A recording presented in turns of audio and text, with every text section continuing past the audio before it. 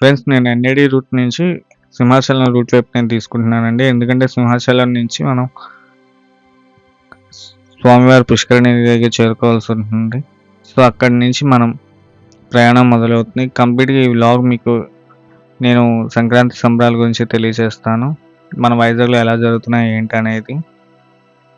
అలాగే మీరు నా ఛానల్ ఫస్ట్ టైం కనుక చూస్తున్నారు ప్లీజ్ లైక్, షేర్, సబ్స్క్రైబ్ చేసుకోవడం మర్చిపోద్దు. అలాగే నోటిఫికేషన్ ఆన్ చేసుకుంటే మన వీడియోస్ మీ వరకు చేరుతాయి. మరింత సపోర్ట్ చేస్తారని నేను ఆశిస్తున్నాను. ఇంకా ఆలస్యం చేయకుండా ఇంకా మనం వీడియోలోకి వెళ్ళిపోదాం ఫ్రెండ్స్.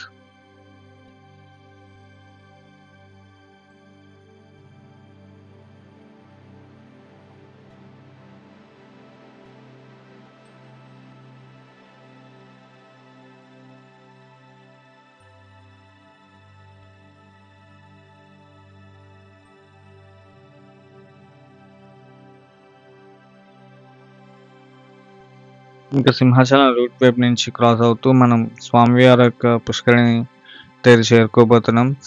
సంధ్య వేళ ఎలా ఉంటుందో అనేది మీకు పుష్కరిణి నేను మీకు చూపించబోతున్నాను ఫ్రెండ్స్.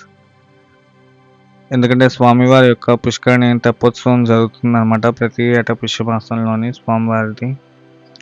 ఇక్కడ సంసిద్ధంగా చేసి మనకు పుష్కరిణి బాగా రెడీ చేస్తున్నారనమాట ఇక్కడ ఉండే లోకల్ పీపుల్ వాళ్ళు. లైట్ సెట్టింగ్స్తో చాలా బాగా డెకరేషన్ చేశారు. చూస్తున్నారు కదా ఎలా ఉన్నది అనేది. పుష్కరిణిలో మధ్యలో స్వామివారి యొక్క మండపం ఉంటుందన్నమాట. రాత్రి వేళ చాలా బాగుంటుంది.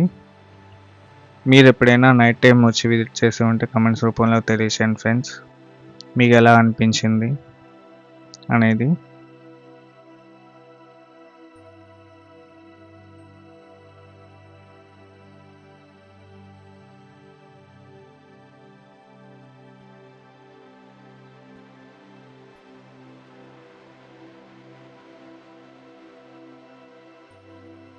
కాసేపు అలా కూర్చొని సేద తీరిన తర్వాత ఇంక మళ్ళీ బయలుదేరాము.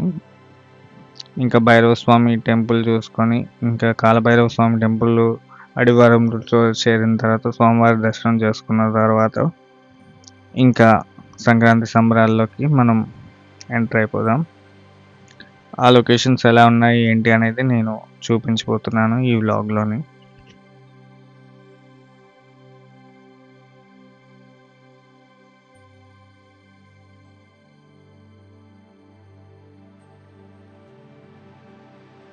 స్వామివారి పుష్కరిణి దగ్గర 2 బాతులు అయితే ఉన్నాయన్నమాట, డక్స్.